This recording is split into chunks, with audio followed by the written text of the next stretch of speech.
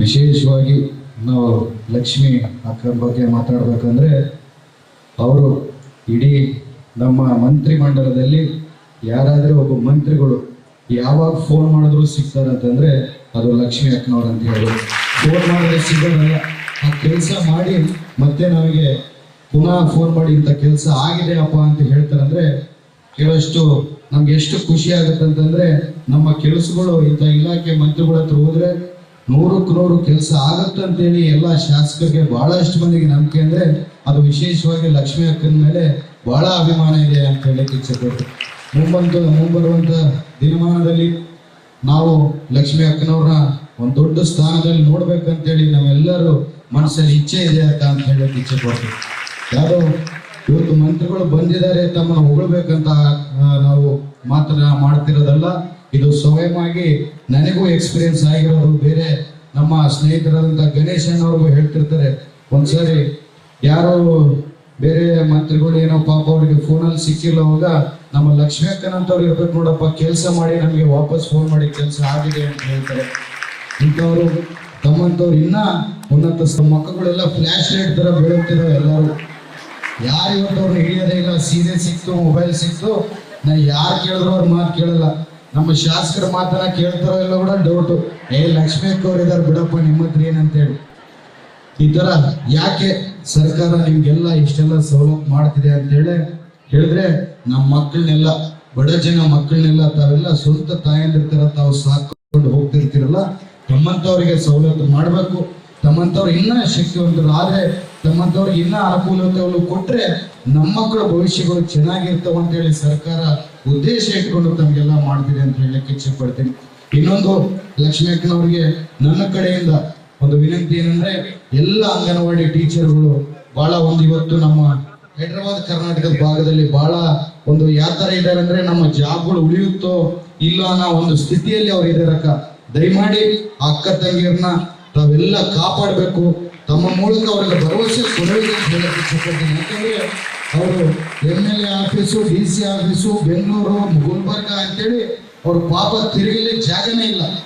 ಯಾಕಂದ್ರೆ ಇಷ್ಟು ಕುಟುಂಬಗಳನ್ನೆಲ್ಲ, ಇಷ್ಟು ಮಕ್ಕಳನ್ನೆಲ್ಲ ಸಾಕಿ ಇವತ್ತು ಆ ತಾಯಂದ್ರು ರೋಡ್ ಬಂದು ನಿಂತಿದಾರಲ್ಲ ಅಂತೇಳಿ ಒಂದು ನೋವು ನನಗೂ ಎಲ್ಲೋ ಒಂದು ಇದೆ. ದಯಮಾಡಿ ತಾವು ಅವ್ರ ಬಗ್ಗೆ ಯೋಚನೆ ಮಾಡ್ಬೇಕಂತ ಹೇಳಕ್ಕೆ ಇಚ್ಛೆಪಡ್ತೀನಿ. ಅವ್ರಿಗೆ 30-40 ವರ್ಷದಿಂದ ಇದೇ ಕೆಲಸ ಮಾಡ್ಕೊಂಡು ಹೋಗ್ತಿದ್ರೆ ಬೇರೆ ಕೆಲಸ ನಾವು ಅವ್ರಿಗೆ ಮಾಡಕ್ ಆಗಲ್ಲ. ನಾವು ಏನನ್ನ ಇನ್ನೂ ಉನ್ನತವಾಗಿ ನಮ್ಮ ಮಕ್ಕಳಿಗೆ ಶಿಕ್ಷಣವನ್ನು ಕೊಡಬೇಕು, ಇನ್ನೊಂದು ಕೊಡ್ಬೇಕಂದ್ರೆ ಈ ತಾಯಂದ್ರೆ ನಾವು ಬೇಕಂದ್ರೆ ಟ್ರೈನಿಂಗ್ ಮಾಡ್ಕೊಂಡು ಕೊಡ್ಕೋಬಹುದು. ಇವರೇ ಆ ಕೆಲಸ ಮಾಡೋ ಸಾಮರ್ಥ್ಯ ಅವರಲ್ಲಿ ಇದೆ ಅಂತ ಹೇಳಕ್ಕೆ ಇಚ್ಛೆಪಡ್ತೀನಿ. ದಯಮಾಡಿ ಇವ್ರ ಜವಾಬ್ದಾರಿ ನಾನು ನಿಮ್ಮ ತಮ್ಮನ ಕೇಳ್ತಿದ್ದೀನಿ. ಇವ್ರ ಜವಾಬ್ದಾರಿ ನಿಮ್ಮ ಜವಾಬ್ದಾರಿಯಾಗಿ ತಗೊಂಡು ನಮ್ಮ ಅಕ್ಕ ತಂಗಿಯರನ್ನೆಲ್ಲ ಕಾಪಾಡೋ ಜವಾಬ್ದಾರಿ ನಿಮ್ದು. ಲಕ್ಷ್ಮಿ ಅಕ್ಕ ಮೇಲೆ ನಮ್ಗೆಲ್ಲ ಇದೆ, ನಂಬಿಕೆ ಇದೆ, ನಿಮ್ಮನ್ನೆಲ್ಲ ಕಾಪಾಡ್ತಾರೆ. ಅದ್ರ ಜೊತೆಯಲ್ಲಿ ಈಗ ಎಷ್ಟು ಮುಂಚೆ ಅಕ್ಕನವರೆಲ್ಲ ಮಾತಾಡಿದ್ದಾರೆ. ಬಳ್ಳಾರಿಯಲ್ಲಿ ಅಭಿವೃದ್ಧಿ, ನಮ್ಮ ಕರ್ನಾಟಕದಲ್ಲಿ BJP ಅವರು ಏನೇನೋ ಮಾತುಗಳು ಹೇಳ್ತಿದ್ರು. ಈ ಯೋಜನೆಗಳಿಂದ ಅಭಿವೃದ್ಧಿ ಕುಂಠಿತಗೊಂಡಿದೆ, ಏನೋ ಎಲ್ಲಿ ಅನುದಾನ ಬರ್ತಾ ಇಲ್ಲ ಅಂತೇಳಿ. ಅದಕ್ಕೆ ಒಂದೇ ಒಂದು ಎಕ್ಸಾಂಪಲ್, ಬಳ್ಳಾರಿ ಕ್ಷೇತ್ರಕ್ಕೆ 110 ಕೋಟಿ ರೂಪಾಯಿ ಅನುದಾನವನ್ನು ನಮ್ಮ ಮುಖ್ಯಮಂತ್ರಿಗಳಾಗಿರ್ಬೋದು, ನಮ್ಮ ಉಪಮುಖ್ಯಮಂತ್ರಿಗಳು ಕೊಟ್ಟಿದ್ದಾರೆ. ನಾವು ಪ್ರಶ್ನೆ ಕೇಳಬೇಕು.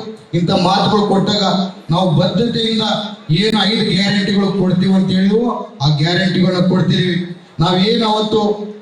ನಾವೇನಾವತ್ತು ಅಭಿವೃದ್ಧಿ ಮಾಡ್ತೀವಿ ಕರ್ನಾಟಕವನ್ನು ಅಂತೇಳಿ ನಮ್ಮ ಮುಖ್ಯಮಂತ್ರಿಗಳು, ಉಪಮುಖ್ಯಮಂತ್ರಿಗಳು ಏನ್ ಮಾತನ್ನ ಕೊಟ್ಟಿದ್ರು ಅದೇ ರೀತಿಯಲ್ಲಿ ಪ್ರತಿ ಕ್ಷೇತ್ರದಲ್ಲಿ ಅಭಿವೃದ್ಧಿ ನಡೀತಿದೆ. BJP ಅವರು ನಿರಂತರವಾಗಿ ಟೀಕೆ ಮಾಡ್ತಿರ್ತಾರೆ. ಆ ಟೀಕೆಗಳಿಗೆಲ್ಲ ತಾವು ಕಿವಿ ಕೊಡಬೇಡಿ. ಬಳ್ಳಾರಿ ಅಭಿವೃದ್ಧಿ ಪರ್ವತ ಹತ್ರ ನಡ್ಕೊಂಡು ಹೋಗ್ತಿದೆ. ಅದರ ಜೊತೆಯಲ್ಲಿ ಲಕ್ಷ್ಮಿ ಅಕ್ಕನವರು ವುಮೆನ್ ಅಂಡ್ ಚೈಲ್ಡ್ ವೆಲ್ಫೇರ್, ಏನ್ ನಮ್ದು SP ಸರ್ಕಲ್ ಅಲ್ಲಿ ಜಾಗ ಇದೆ, 14 ಎಕರೆ ಜಾಗ ಇದೆ. ಆ ಜಾಗದಲ್ಲಿ ಒಳ್ಳೆ ಬಾಲಭವನವನ್ನು ಕಟ್ಬೋದು ಬರೋದು. ಅದು ಎಷ್ಟೇ ಖರ್ಚಾದ್ರೂ ನನ್ನ ಕೈಯಿಂದ ನಾನು ಕೊಡ್ತೀನಿ ಅಂತ ಹೇಳಿ ನಾವು ಕೇಳೋದಕ್ಕಿಂತ ಮುಂಚೆ ನಮ್ಮ DK ಅವರ ಅಕ್ಕನ ಹತ್ರ ಮಾತಾಡಿದ್ರು. ನನ್ನ ಅಕ್ಕ ಹೇಳಿದೆ, ಅಕ್ಕ ಚರಿತ್ರೆಯಲ್ಲಿ ನಮ್ಮ ಬಳ್ಳಾರಿ ನಮ್ಮ ಮಕ್ಕಳು ಹೋಗ್ಬೇಕು, ಒಂದು ಫ್ಯಾಮಿಲಿ ಹೋಗ್ಬೇಕಂದ್ರೆ ಒಂದು ಬಾಲಭವನ ಎಲ್ಲಿಲ್ಲ. ಆ ಚರಿತ್ರೆಯಲ್ಲಿ ನೀವು ಅದನ್ನ ಮಾಡಿಕೊಟ್ರೆ ನಮ್ಮ ಬಳ್ಳಾರಿ ಜನತೆ ತಮ್ಮ ಋಣದಲ್ಲಿ ಇರ್ತಾರೆ ಅಂತ ಹೇಳಕ್ಕೆ ಇಚ್ಛೆ ಕೊಡ್ತೀನಿ. ಯಾಕಂದ್ರೆ ನಮ್ಮ ಬಳ್ಳಾರಿ ಬಹಳಷ್ಟು ವರ್ಷಗಳಿಂದ ಏನು ಅಭಿವೃದ್ಧಿ ಇಳಿದೆ, ಒಂದು ಸೌಕರ್ಯಗಳು ನಮ್ಮ ಮಕ್ಕಳಿಗೆ ಇಳಿದೆ, ಒಂದು ಏನೋ ಒಳ್ಳೆ ಎಜುಕೇಶನ್ ಸಿಸ್ಟಮ್ ಕೊಡ್ಬೇಕಂದ್ರೆ ಎಜುಕೇಶನ್ ಸಿಸ್ಟಮ್ ಅಲ್ಲೂ ಬಹಳ ತೊಂದರೆಗಳು ಆಗ್ತಾ ಇವಾಗ ಈಗೀಗ ನಮ್ಮ ಸರ್ಕಾರ ಬಂದ್ಮೇಲೆ ತಮ್ಮೆಲ್ಲ ಸಹಕಾರದಿಂದ, ಜನರ ಸಹಕಾರದಿಂದ ಅಭಿವೃದ್ಧಿಯನ್ನು ಮಾಡ್ಕೊಂಡು ಹೋಗ್ತಿದ್ದೀವಿ. ನಮ್ಗೆ ಪ್ರಶಾಂತ್ ಅಂತವರು DC ಸಿಕ್ಕಿದ್ದಾರೆ. ಏನೇ ಕೆಲಸ ಕೇಳಿದ್ರು ಮೊನ್ನೆ ಒಂದು ಪ್ರಶಾಂತ್ ಸರ್ ಅವ್ರ ಬಗ್ಗೆ ಹೇಳ್ಬೇಕು. ಸಂಗಮ್ ಸರ್ಕಲ್ ಹತ್ರದಿಂದ ನಾವು ರಾಯಲ್ ಸರ್ಕಲ್ ರೂಟ್ ಹಾಕುವಾಗ ನಾವು ಅವ್ರ ದುಡ್ಡು ಕೇಳಿರ್ಲಿಲ್ಲ.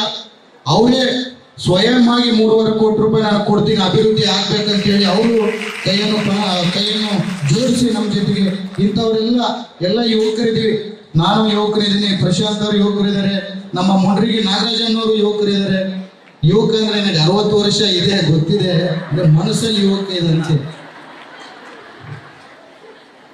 ವಯಸ್ಸು ಹೇಳ್ಬಾರ್ದ ಅಂತ ನಾನೊಂದು ಬಿಡಪ್ಪ ಎಲ್ಲ ಮುಗಿದೋಗಿ